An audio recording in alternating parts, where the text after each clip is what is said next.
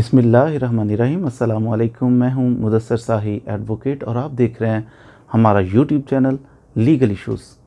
आज हम बात करने जा रहे हैं कि पाकिस्तान के अंदर, पाकिस्तान क्योंकि एक ज़रई मुल्क है, ज़्यादातर आमदन जो है हमारे कंट्री की वो बेस्ड है ज़राअत के ऊपर।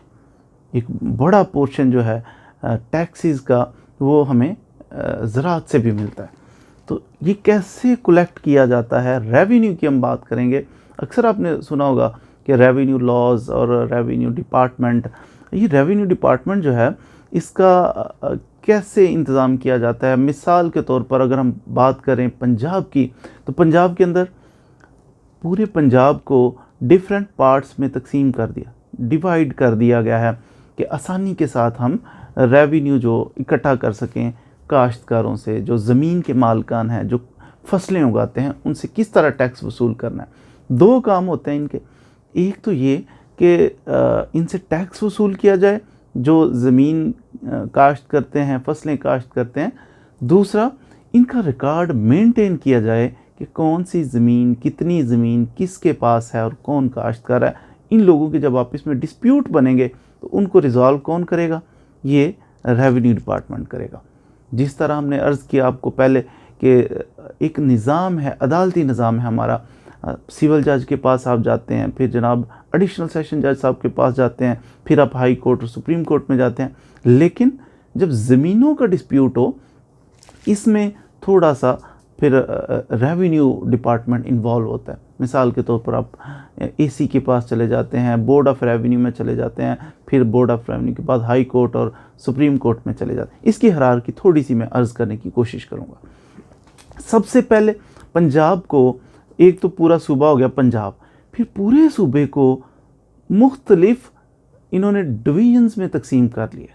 9 डिवीजन्स सूबा पंजाब के अंदर कितनी डिवीजन्स बना दी? 9 डिवीजन्स बना दी कि ये जनाब 9 पार्ट्स हैं, इनको अलग-अलग से आपने हैंडल करना। फिर 9 डिवीजन्स बनाने के बाद एक डिवीजन जो है उसके अंदर इन्होंने अजला बनाए कि 3 से लेके तो 6 तक अजला पॉसिबल हैं एक डिवीजन के अंदर। तो इस तरह टोटल 36 अजला जो हैं पंजाब के अंदर बना दिए। मज़ीद उसको तकसीम किया तो 36 अजला बना दिए। अब ज़िला को मज़ीद इन्होंने डिवाइड किया तो इन्होंने तहसीलों में तकसीम कर दिया। तकरीबन 145 के करीब पंजाब के अंदर तहसीलें हैं जिनको मज़ीद फर्दर कैटेगराइज कर। तहसीलों के अंदर आगे मज़ीद इन्होंने, तहसील तो बहुत बड़ी होती है, काफ़ी सारा उसमें एरिया आता है, उसमें बहुत सारे खेत आते हैं। अब इतनी बड़ी तहसील को मैनेज करना थोड़ा मुश्किल हो जाता है अगर एक ही जगह पर किया जाए। तो इसको ऐसा किया गया है कि एक तहसील को बहुत सारी स्टेट में तकसीम, रेवेन्यू स्टेट में तकसीम कर दिया गया। पार्ट्स बना दिए, छोटे छोटे पार्ट्स। इन छोटे छोटे बुनियादी पार्ट्स, इनको कहते हैं रेवेन्यू स्टेट और उर्दू में इसे कहते हैं महालात। महालात में तकसीम कर दिया गया पूरी तहसील को। अब एक जो रेवेन्यू स्टेट है ना, ये बुनियादी यूनिट बन गया रेवेन्यू डिपार्टमेंट के हवाले से। डिपार्टमेंट ने क्या कंट्रोल करना है? एक रेवेन्यू स्टेट को कंट्रोल करना है, फिर उससे बड़ा चलते चलते फिर सूबे पे जाके ये ख़त्म होगा। रेवेन्यू स्टेट जो सबसे छोटा यूनिट इन्होंने टुकड़ा एक बना लिया, ये रेवेन्यू स्टेट है, फ़लाँ रेवेन्यू स्टेट, फ़लाँ रेवेन्यू स्टेट।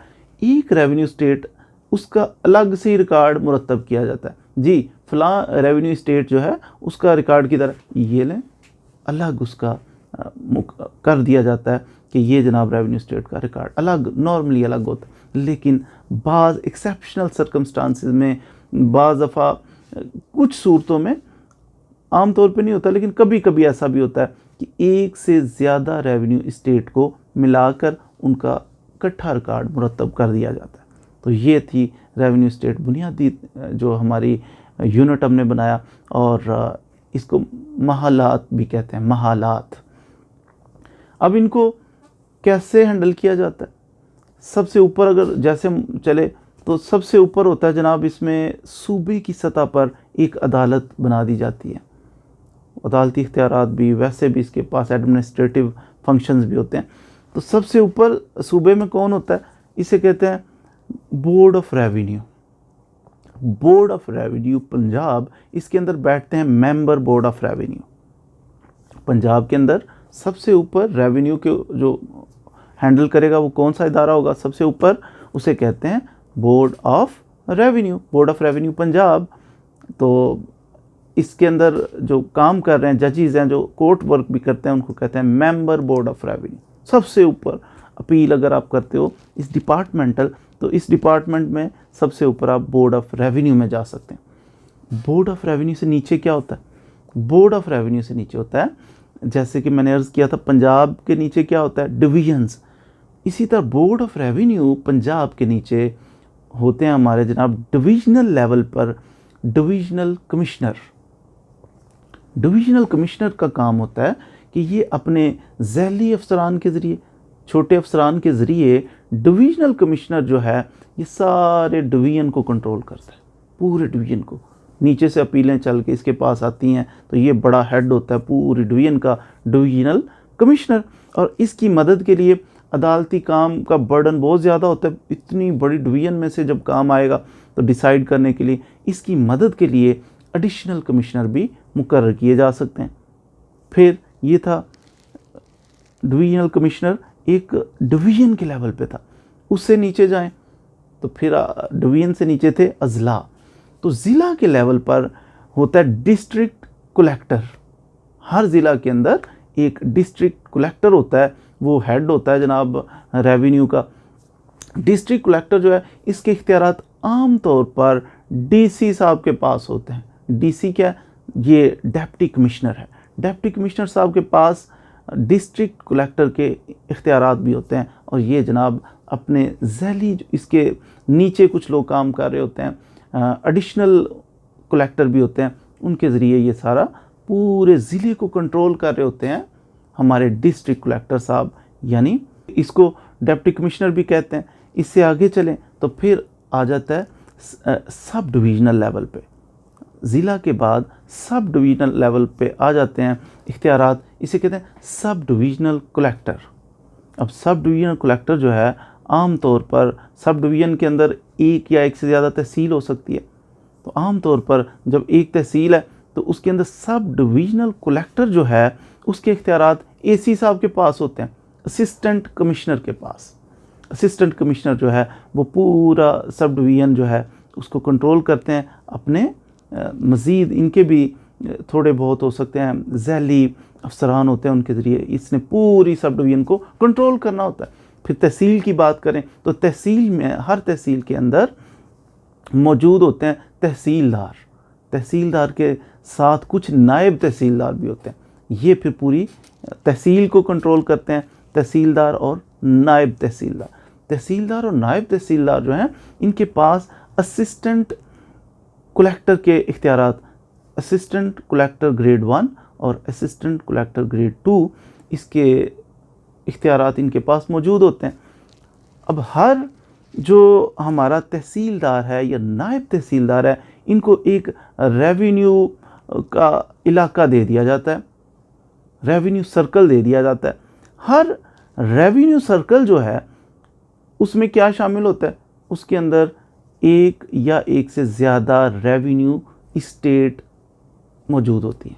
और रेवेन्यू स्टेट के बारे में मैंने बताया था, ऊपर से चलते चलते सूबे से चले थे हम और रेवेन्यू स्टेट पे आके ख़त्म कर दिया था हमने, क्योंकि डिपार्टमेंट जो कंट्रोल करता है ज़मीनों को, मामलात को, तो वो यहाँ पर डिवीज़न इनकी आखिरी होती है कि रेवेन्यू स्टेट पे।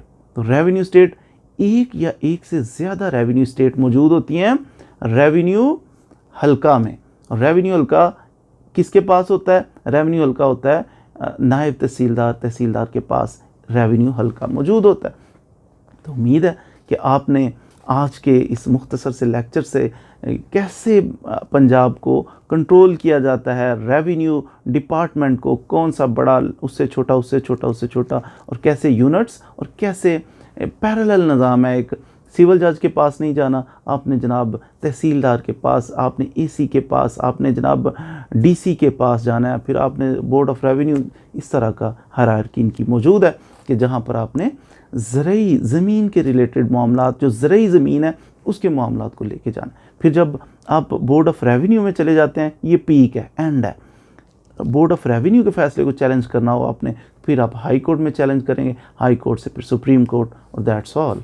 उम्मीद है आज के लेक्चर से आपने ज़रूर रेवेन्यू डिपार्टमेंट के बारे में और इनकी क्या हायरार्की है और कैसे ज़मीनों को तकसीम किया गया है इसके बारे में सीखा होगा। मज़ीद वीडियोज़ के लिए हमारे साथ रहिएगा। आने वाली वीडियोज़ में इंशाल्लाह हम मुख्तलिफ जो टर्मिनोलॉजीज़ यूज़ की जाती हैं रेवेन्यू डिपार्टमेंट में, जो समझ नहीं आती, वो समझाने की कोशिश करेंगे। Thank you very much.